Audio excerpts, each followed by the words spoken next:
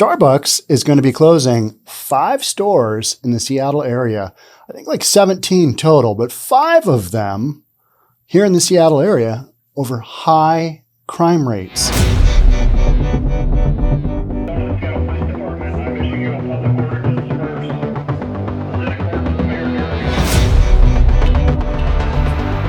Got stuff going on in the bathrooms. Got people wigging out. And Starbucks is going, no, we got to close 5 of our stores because this isn't working out.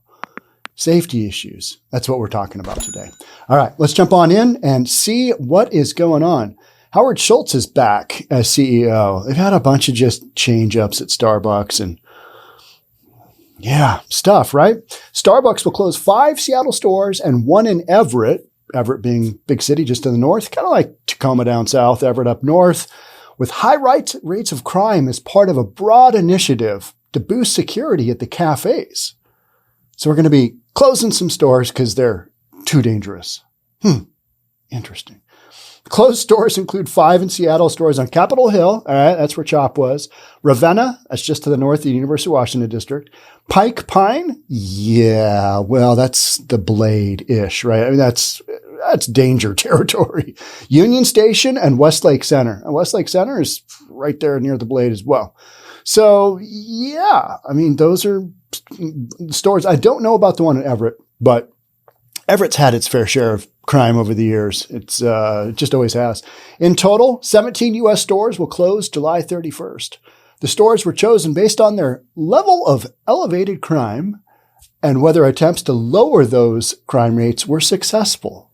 How long has the test period been going on? I mean, all you have to do is look at a handful of these stores and go, okay, yeah, they're just in areas that it's going to be tough. But also, Capitol Hill, they got to be doing a lot of business there. Ravenna, yeah, probably a lot of business.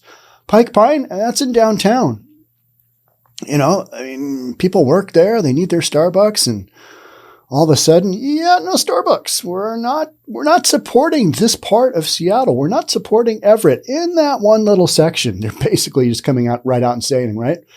Going forward, store managers will also be allowed to choose whether the bathrooms are open to the public. That kind of tells you something, doesn't it? What's going on in the Starbucks public restrooms? Shenanigans. And future stores will be redesigned to be safer, the company said Monday. How do you make a restroom in a store open to the public safer? I would like to see that. Okay. Or maybe not. Maybe just have them open in areas that don't have this wild crime. But that is a Christmas wish list item. And I think these elevated crime levels are going to be here for a while. Yeah. Those who work at the stores that are permanently closing can choose to be reassigned to neighboring stores, the company said. That's very nice of them. The stores at Union Station and Pike are unionized. And they're being closed. Interesting. And partners who relocate to other stores will continue to receive union representation if their new store is also unionized. The changes come in response to challenges related to personal safety. This is interesting.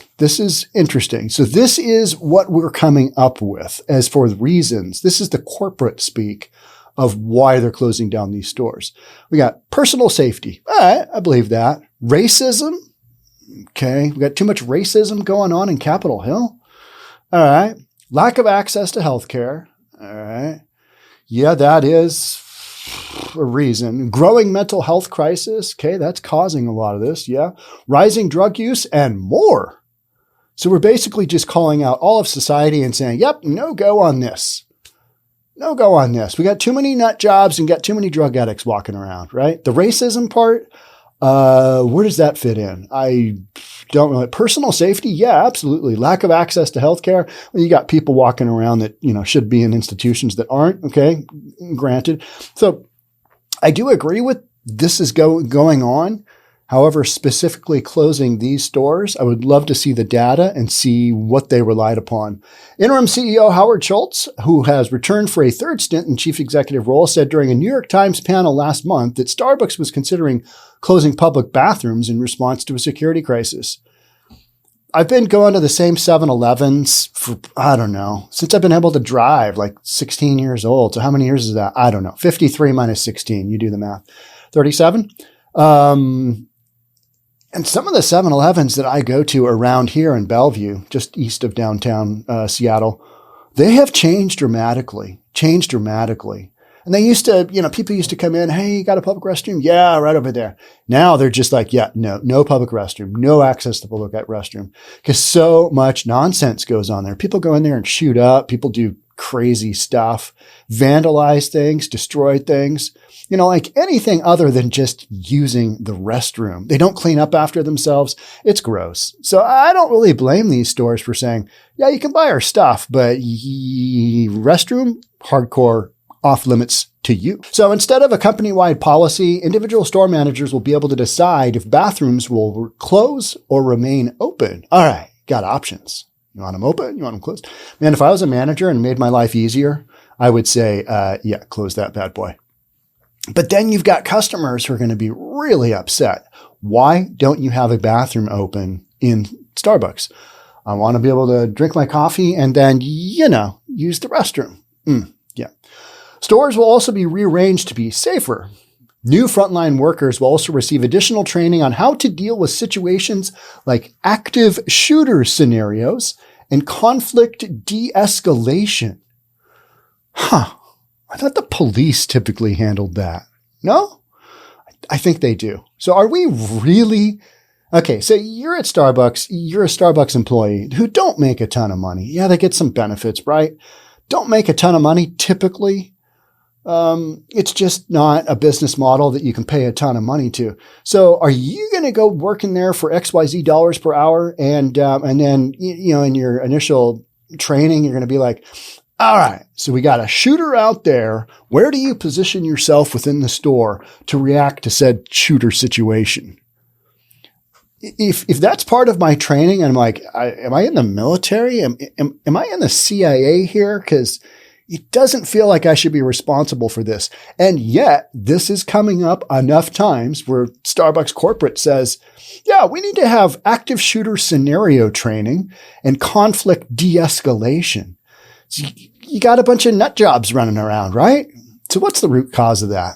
Yeah, that's the stuff that I kind of like to think about. And yeah, we dumped out all of our mental institutions, let them roam around, and we... all drugs are basically legal. It's okay. A little cocaine won't kill you. I mean, it might, but you're a responsible adult. If those veins in your arms don't work, here's a booty kit. Yeah, we've literally done that in Seattle. And then we wonder, okay, why are people doing drugs in the restroom at Starbucks? Not shocking, is it? Workers will also receive more mental health benefits to deal with difficult safety situations, the company also said.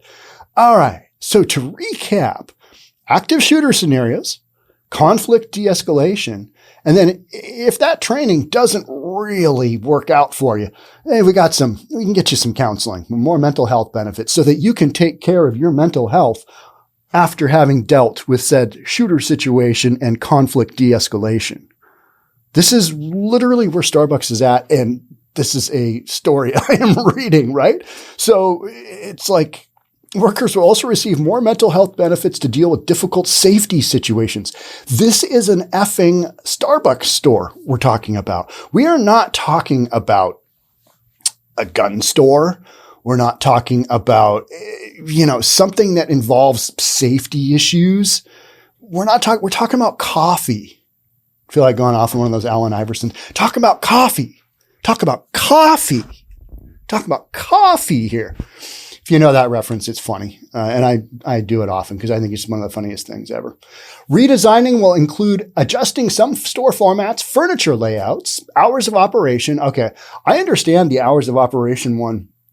And there are a number of businesses, or there's a lot of businesses right now, major businesses. Like I was talking to my girlfriend the other day and she was like, hey, Tim's Place, restaurant in Redmond here, Microsoft territory, a little east of that though.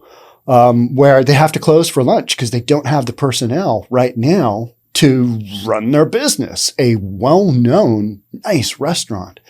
Just so you've got hours of operation, but that's a lot along the lines with I was down shooting. We're trying to shoot some drone video of it was a chop shop. It was an outdoor chop shop. I don't know what happened with that. I need to follow up on that. I'll follow up and get back to you on that.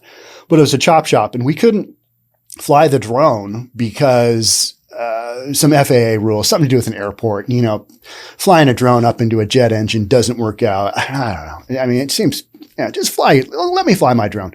No, I had my drone guy, and he's like, Sean, we can't fly here. And so I was looking at addresses of things that were around to figure out where we could possibly go. And I was using mini marts because I know mini marts pretty well. And I was using mini mart address, and I was looking them up. This is in a tough section of South Seattle, south of SoDo, south of the Dome, which is no longer there, the King Dome. And these mini marts were closing. One closed, I think, at like 4:30, and one closed at 5. And I was like, that can't be true. Oh, wait a minute. Where are we? Nothing good here happens after dark, does it? No, it was a rough area of town. I mean, light industrial along a river. Let's put it that way. So we got hours of operation. We've got staffing or testing store-specific solutions. These are what Starbucks is coming up with to deal with all the crime and nuttiness going on. Those fixes could include restroom occupancy sensors and new alarm sessions, as well as passes for workers to use Lyft to get to work and partnering with local outreach workers, according to the memo. Okay, so they don't want employees to drive their own cars to these stores. How come? Well, you might get your catalytic converter stolen. You might get your car broken into. You might get your car just flat out stolen. How many stories are we reading now where, the poor family, military family comes in, they've been, moved to a different military, whatever, you know what I mean. And the family moves their like 10 family members or extended family, and they get their RV along with all their stuff, and their, not RV, but their trailer taken, stolen. I mean, that's a story that was last weekend. People are stealing stuff. And they had their whole rig with trailer and everything parked right in front of the hotel. I don't remember which one it was, but they did everything right. And yet they still got their whole setup with all of their belongings stolen. That kind of stuff's going on. So why wouldn't somebody steal a car, an employee's car from a Starbucks? It's just what's going on. And so, hey, we'll give you a Lyft pass so you don't have to drive your vehicle because it's so dangerous here that this is what we're doing. This is wild stuff. I mean, this is corporate America going, oh, this isn't good. Oh, no. The changes align with 5 goals also announced Monday by Schultz aimed to reinvent the Starbucks experience. We're seeing unprecedented cultural division and economic trauma, all while navigating a pandemic, and it seems as though every day there's a new crisis to address. No, I think they're all pretty much the same crises. It's just that we're more aware of them now, and it's like, all right, this is truly, seriously going on, and what are we going to do about it? Well, here in Seattle, we're just going to look around and go, it's Seattle. It's fine. No issues here. Carry on, people. You need a lift to work because you don't want to have your car stolen. The current Starbucks experience is not built for the future. Why not? It's coffee. You're serving coffee. So now you got to gear up like some kind of Army commando center. Apparently, consumer demands have changed. We recognize the external environment has changed, so we're responding to that with urgency. Starbucks, responding with urgency. But if you're working at a unionized store, you might get shut down anyway. Interesting. In June, the company also announced a Heritage Market initiative to reinvent the experience at 3 of Starbucks' most important stores in downtown Seattle. Each store would have a theme of the past, present, or future. One of the stores is in the petitioning process for union elections. The whole thing with Starbucks and unions, yeah, I think those are going to get closed down. You know what I mean? Well, we're having some issues at that Starbucks with crime. No, being unionized. Yep, done, closed. The Workers United Union is holding hearings with the National Labor Relations Board, arguing the Heritage Market is a union-busting tactic. What? Starbucks wouldn't do union-busting tactics, would they? All right. So And it goes on to list the addresses of these stores. The one that I was curious about was Fifth Avenue South, Rough, Pine Street, Rough. Wow. East Olive Way. I mean, so these are all, and there's no address of the one. Oh, Evergreen Way in Everett. Yeah. All right. These are stores located in high crime areas. Let's be honest. So yeah, I don't really blame Starbucks, and it's a business decision. I can't believe more stores haven't shut down, but it tells you just in general with the amount of crime that's going on, just in general, the stories we hear and we read about these small little stores, the woman who, is in her own small jewelry store and, is having to defend herself with her dog against a criminal breaking in who's broken in before. These ongoing, repeated stories about people breaking in, and we don't have enough police to basically, push back. And so property crime and theft, it's rampant. It's just going on. This is part and parcel of, how do we get here? Well, you did this, you did this, you did this. Who'd you vote for in the last election? Well, I voted for Biden. Can you believe him reading off the teleprompter? That was the funniest damn thing I have seen in a long time. What was it? It was repeat line, repeat phrase, end of line, repeat phrase, I think is what he literally read off the teleprompter. And I would normally say, hey, I've read off teleprompters before. I'm going to be reading off a teleprompter here, and either today or tomorrow I do the market in a minute. Everything you need to know about the Puget Sound real estate market in 1 minute. That's not really a minute. It's more like, a minute and 10 seconds, a minute and 15 seconds, something like that. But I cut down a bunch of stats onto that and read it and do it on a teleprompter. And it is easy to just read stuff because you're in this mindset. But when it's after your speech is over and you're reading those, it kind of tells you that individual may just be on autopilot.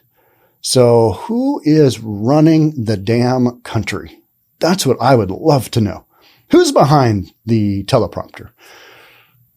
Your guess is as good as mine. It's certainly not Kamala, is it? No. Yeah. I do hope she runs, though, 2024 for president.